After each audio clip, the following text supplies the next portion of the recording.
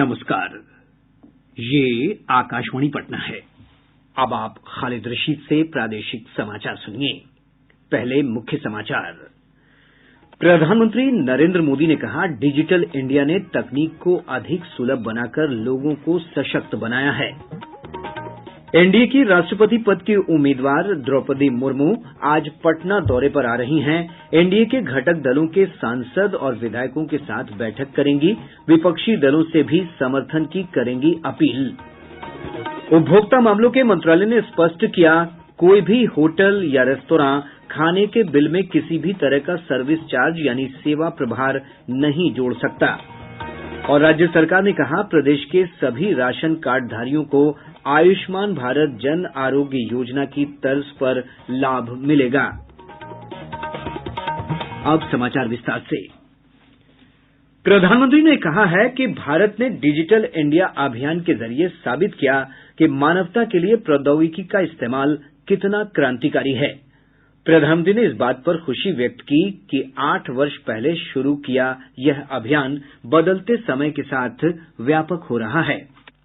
कार्यक्रम 21वीं सदी में निरंतर आधुनिक होते भारत की एक झलक लेकर आया है। टेक्नोलॉजी का सही इस्तेमाल पूरी मानवता के लिए कितना क्रांतिकारी है, इसका उदाहरण भारत ने डिजिटल इंडिया अभियान के तौर पर पूरे विश्व के सामने रखा है। मुझे खुशी है कि 8 वर्ष पहले शुरू हुआ ये अभियान बदलते हुए समय के साथ खुद को विस्तार दे रहा है। श्री मोदी ने कहा कि 10 साल पहले लोगों को हर काम के लिए कतार में खड़ा होना पड़ता था, लेकिन अब ये सब काम ऑनलाइन हो गए हैं। आज जब हम पीछे मुड़कर देखते हैं तो आपको महसूस होता है कि इन 7-8 सालों में डिजिटल इंडिया ने हमारा जीवन कितना आसान बना दिया है। जो हमारी युवा पीढ़ी है, जिसका जन्म 21वीं सदी में हुआ है, उनके लिए तो आज डिजिटल लाइफ बहुत कूल लगती है, फैशन स्टेटमेंट लगता है उनको। लेकिन सिर्फ 8-10 साल पहले की स्थितियों को याद कीजिए। बर्थ सर्टिफिकेट लेने के लाइन, बिल जमा करना है तो लाइन, राशन के लिए लाइन, एडमिशन के लिए लाइन, रिजल्ट और सर्टिफिकेट के लिए भी लाइन, बैंकों में लाइन। इतनी सारी लाइनों का समाधान भारत ने ऑनलाइन होकर कर दिया। प्रधानमंत्री ने बताया कि पिछले 8 वर्ष में लाभार्थियों के खाते में 23 लाख करोड़ रुपए से अधिक राशि अंतरित की गई है। इस कारण देश के 2,23,000 करोड़ रुपए गलत हाथों में पड़ने से बचे हैं। जो पारदर्शिता इससे आई, उसने गरीब और मध्यम वर्ग को अनेक स्तरों पर चलने वाले भ्रष्टाचार से मुक्ति दी है। हमने वो समय देखा है जब बिना घूस दिए कोई भी सुविधा लेना मुश्किल था। डिजिटल इंडिया ने सामान्य परिवार का ये पैसा भी बचाया है। डिजिटल इंडिया बिचौलियों के नेटवर्क को भी समाप्त कर रहा है। डायरेक्ट बेनिफिट ट्रांसफर के माध्यम से बीते 8 साल में 23 लाख करोड़ रुपए से अधिक सीधे लाभार्थियों के बैंक खाते में भेजे गए हैं। इस टेक्नोलॉजी की वजह से देश के 2,23,000 करोड़ रुपए जो गलत हाथ में जाते थे वो बच गए हैं। श्री मोदी ने कहा कि सरकार ने हजारों करोड़ रुपए महिलाओं, किसानों और श्रमिकों के खाते में अंतरित किए हैं। उन्होंने कहा कि एक देश एक राशन कार्ड की सहायता से 80 करोड़ से अधिक देशवासियों को निःशुल्क राशन उपलब्ध कराया गया है। गृह और सहकारिता मंत्री अमित शाह ने कहा है कि भारत में सहकारी समितियों ने पिछले 100 वर्षों में उल्लेखनीय काम किया है। श्री शाह ने कहा कि चुनौतियों के बावजूद राष्ट्र में सहकारिता आंदोलन लगातार मजबूत होता गया। हमारी संस्कृति का प्राण तत्व ही सहकारिता है और भारत ने पूरी दुनिया को सहकारिता को आगे बढ़ाने का, सहकारिता के विचार को देने का काम किया है। हमारे यहाँ भी लगभग 125 साल पुराना सहकारिता का इतिहास है। मित्रों, 30 लाख सहकारी समितियां दुनिया में और कई सारे देश उसमें से अपने जीडीपी का बहुत बड़ा हिस्सा प्राप्त। भारत में भी 8,55,000 सहकारी समितियां बनी और भारत की लगभग 12 करोड़ की आबादी सीधी इससे आर्थिक जीवन यापन कर पाए, इस प्रकार से हमने इस मॉडल को खड़ा किया है। देश के 51% गांवों में कोई न कोई सहकारी समिति आज अस्तित्व मना रही। राष्ट्रीय जनतांत्रिक गठबंधन एनडीए की राष्ट्रपति पद की उम्मीदवार द्रौपदी मुर्मू एनडीए के सहयोगी दलों के नेताओं का समर्थन प्राप्त करने के लिए आज पटना का दौरा करेंगी। मुख्यमंत्री नीतीश कुमार ने मुलाकात के अलावा श्रीमती मुर्मू एनडीए में सहयोगी दलों के सांसदों और विधायकों के साथ बैठक करेंगी। बिहार में एनडीए के सहयोगी नीतीश कुमार के नेतृत्व वाले जनता दल यूनाइटेड और पूर्व मुख्यमंत्री जीतन राम मांझी के नेतृत्व वाले हिन्दुस्तानी अवाम मोर्चा ने श्रीमती मुर्मू को समर्थन देने की घोषणा की है। जमुई से लोकसभा सांसद चिराग पासवान और उनकी पार्टी राष्ट्रीय लोक जनशक्ति पार्टी, रामविलास तथा केंद्रीय मंत्री पशुपति कुमार पारस के नेतृत्व वाली राष्ट्रीय लोक जनशक्ति पार्टी ने भी श्रीमती मुर्मू को समर्थन देने की घोषणा की है। श्रीमती मुर्मू महागठबंधन के विभिन्न दलों से भी समर्थन की अपील करेंगी।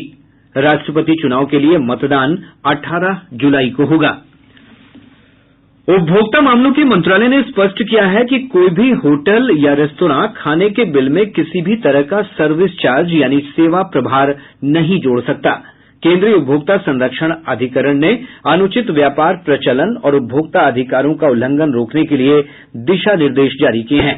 दिशा निर्देशों में कहा गया है कि किसी भी अन्य नाम से सेवा प्रभार नहीं वसूला जाएगा। होटल या रेस्तरां उपभोक्ता को सर्विस चार्ज के भुगतान के लिए बाध्य नहीं कर सकते। उन्हें स्पष्ट रूप से बताना होगा कि यह प्रभार स्वैच्छिक, वैकल्पिक और उपभोक्ता की इच्छा पर है। दिशा निर्देशों में आगे कहा गया है कि सेवा प्रभार के आधार पर प्रवेश और सेवा प्रावधानों पर किसी प्रकार का प्रतिबंध नहीं होगा। किसी भी हालत में इसे खाने के बिल में शामिल कर और कुल राशि पर जीएसटी लगाकर वसूला नहीं जाएगा। मंत्रालय ने कहा कि इन नियमों का उल्लंघन करने वाले होटल या रेस्तरां के खिलाफ राष्ट्रीय उपभोक्ता हेल्पलाइन पर शिकायत दर्ज कराई जा सकती है। इसके लिए हेल्पलाइन नंबर 1915 पर कॉल करना होगा। मंत्रालय ने स्पष्ट किया है कि ई दाखिल पोर्टल के माध्यम से अनुचित व्यापार तरीकों के बारे में उपभोक्ता आयोग में भी शिकायत की जा सकती है। प्रादेशिक समाचार आप आकाशवाणी पटना से सुन रहे हैं। नेपाल के जलग्रहण क्षेत्र में हो रही बारिश के चलते गंडक, कमला बलान, कोसी और महानंदा नदी का जलस्तर लगातार बढ़ रहा है। खगड़िया के बलतारा में कोसी नदी खतरे के निशान से 15 सेंटीमीटर ऊपर बह रही है। पूर्णिया के अमौर प्रखंड के रसेली गांव में परमान नदी का कटाव जारी है। इससे आसपास के कई गांवों पर बाढ़ का खतरा उत्पन्न हो गया है। परमान नदी का जलस्तर बढ़ने से सैकड़ों पुल पुलिया ध्वस्त हो गये। वहीं सरबैली और नेमुआ गांव के बीच बना पुल नदी के तेज बहाव के कारण ध्वस्त हो गया। बाढ़ प्रभावित लोग ऊंचे स्थानों पर पलायन कर रहे हैं। अररिया नगर परिषद क्षेत्र के निचले इलाकों में बाढ़ का पानी प्रवेश कर गया है। कटिहार के अहमदाबाद में कटाव के कारण कई घर ध्वस्त हो गए हैं। मधुबनी में कोसी नदी के कटाव से मधेपुर की बकुआ पंचायत सबसे अधिक प्रभावित है। बेगूसराय में गंगा और बूढ़ी गंडक नदी के कटाव के कारण सैकड़ों एकड़ भूमि नदी में समा गई है। पूर्वी चंपारण जिले के संग्रामपुर प्रखंड के पुचहरिया गांव के पास गंडक नदी से लगातार कटाव हो रहा है। हमारे संवाददाता ने बताया कि मोतिहारी से शिवहर का सड़क संपर्क टूट गया है। दरभंगा जिले से गुजरने वाली नदियों के जलस्तर में वृद्धि से आसपास के गांवों पर बाढ़ का खतरा मंडराने लगा है। सीतामढ़ी जिले के कई गांवों में बागमती नदी का पानी फैल गया है। जिले के 2 दर्जन से अधिक गांव बाढ़ से प्रभावित हैं। नदियों के बढ़ते जलस्तर को देखते हुए एनडीआरएफ ने बाढ़ प्रभावित जिलों में 7 टीमों की तैनाती की है। 9वीं बटालियन बीटा की टीमों को मुजफ्फरपुर, दरभंगा, किशनगंज, गोपालगंज, भागलपुर और सुपौल में तैनात किया गया है, जबकि एक टीम को पटना में तैनात किया गया है। पटना समेत राज्य के दक्षिण पूर्व और दक्षिण मध्य भागों में मानसून के कमजोर पड़ जाने से लोगों को उमस भरी गर्मी का सामना करना पड़ रहा है। वहीं पूर्वी और दक्षिण पूर्वी हवा का प्रभाव बने रहने से तापमान में वृद्धि हुई है। हालांकि मौसम विभाग ने अगले 2 दिनों में इन भागों में भी मौसम में परिवर्तन की संभावना व्यक्त की है। मौसम विज्ञान केंद्र पटना की वैज्ञानिक कामिनी कुमारी ने बताया कि अगले 48 घंटों में राज्य के सभी जिलों में 1-2 स्थानों पर मेघ गर्जन के साथ हल्की बारिश की संभावना बनी हुई है। इस दौरान वज्रपात की भी आशंका है।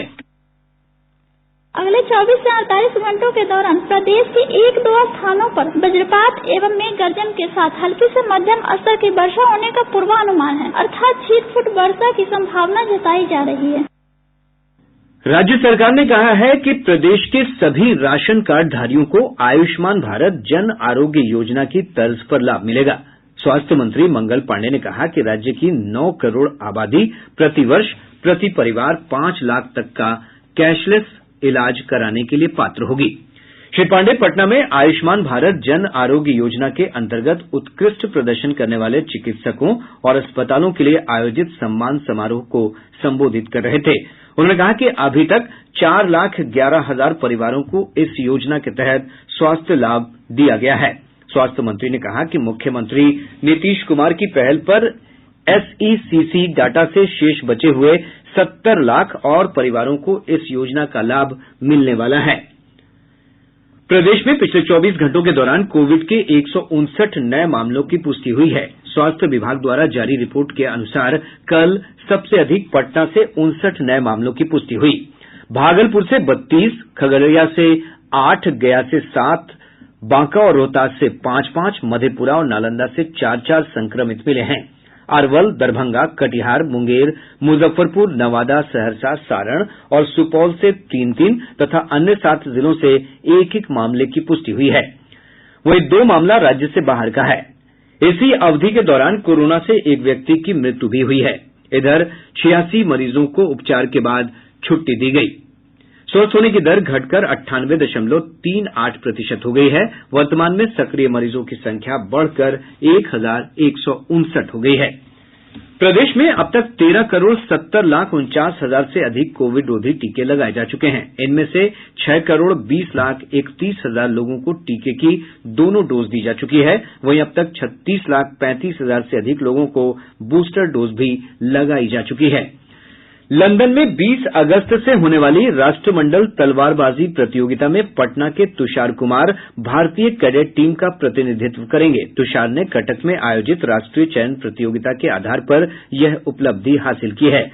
7 से 10 जुलाई तक बेगूसराय में सब जूनियर ओपन बैडमिंटन प्रतियोगिता आयोजित की जाएगी। अब पटना से प्रकाशित प्रमुख समाचार पत्रों की सुर्खियां। आज के सभी समाचार पत्रों ने अलग अलग खबर को प्रमुखता से प्रकाशित किया है। पटना स्थित राजीव नगर में अतिक्रमित भूमि को खाली कराने के लिए प्रशासनिक कार्रवाई की खबर को हिन्दुस्तान ने सुर्खी बनाते हुए लिखा है, बुलडोजर पर ब्रेक, राजीव नगर में मकानों को तोड़ने पर हाईकोर्ट की रोक। दैनिक भास्कर की खबर है, पटना के महावीर से मिलने आज किष्किंधा से आएंगे बाल हनुमान, शाम 6 से 8 बजे तक श्रद्धालु कर सकेंगे दर्शन। दैनिक जागरण का शीर्षक है, स्टार्टअप इकोसिस्टम में बिहार 4 राज्यों में पहले स्थान पर रहा। प्रभात खबर ने मद्य निषेध अभियान के तहत शराबबंदी उल्लंघन के मामलों की खबर पर सुर्खी दी है, हर दिन औसतन 500 से अधिक हो रही है गिरफ्तारी। और अब अंत में मुख्य समाचार एक बार फिर। प्रधानमंत्री नरेंद्र मोदी ने कहा, डिजिटल इंडिया ने तकनीक को अधिक सुलभ बनाकर लोगों को सशक्त बनाया है। एनडीए की राष्ट्रपति पद की उम्मीदवार द्रौपदी मुर्मू आज पटना दौरे पर आ रही हैं। एनडीए की घटक दलों के सांसद और विधायकों के साथ बैठक करेंगी। विपक्षी दलों से भी समर्थन की करेंगी अपील। उपभोक्ता मामलों के मंत्रालय ने स्पष्ट किया, कोई भी होटल या रेस्तोरां खाने के बिल में किसी भी तरह का सर्विस चार्ज यानी सेवा प्रभार नहीं जोड़ सकता। और राज्य सरकार ने कहा, प्रदेश के सभी राशन कार्ड धारियों को आयुष्मान भारत जन आरोग्य योजना की तर्ज पर लाभ मिलेगा। इसके साथ ही आकाशवाणी पटना से प्रसारित प्रादेशिक समाचार का ये अंक समाप्त हुआ।